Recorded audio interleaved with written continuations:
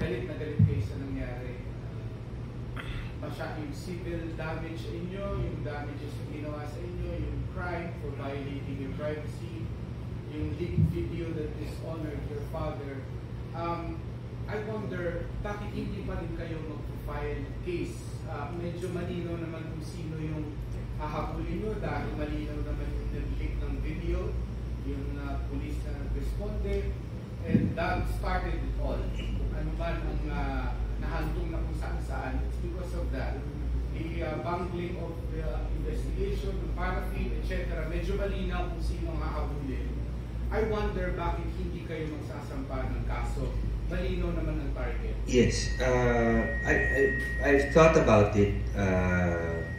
At first, I wanted to, but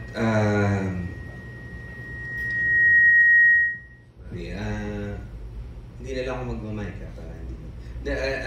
Naisip ko, no amount of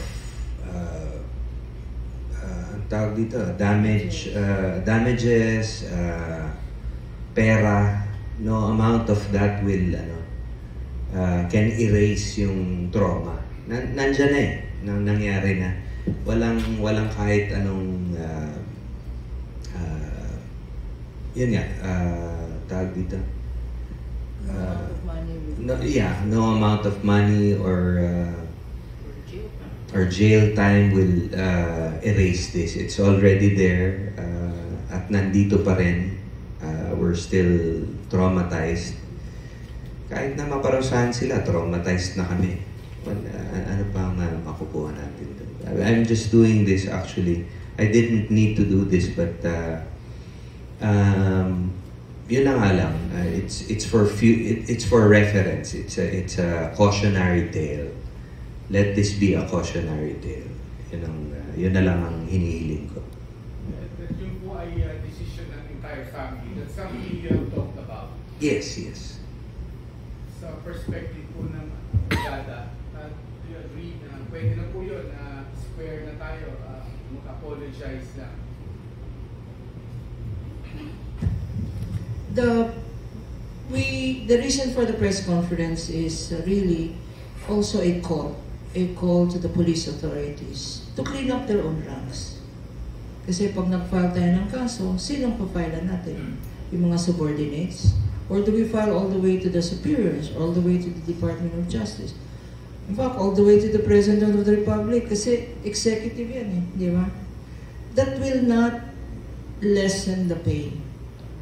That will not erase the grief. In fact, it will expose the family more. Yeah, public attention. I was going to add, Attorney, you said it. Pag nag-file kami and stuff, I will have to reenact again.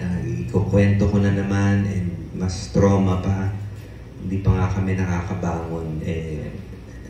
It will add even more sa pinagdadaanan namin.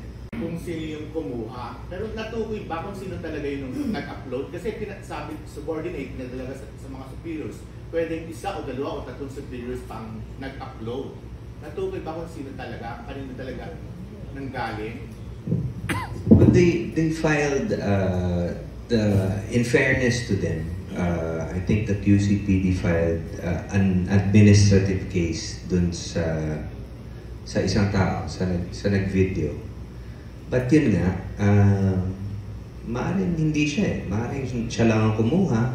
But admittedly, di ba, pinapasa nila yan. So, it's hard to... That's also another reason kung bakit mahirap magdemanda. Kasi hindi mo alam kung sino talaga eh. Pinapasa. SOP nila is to give it to other officers for study.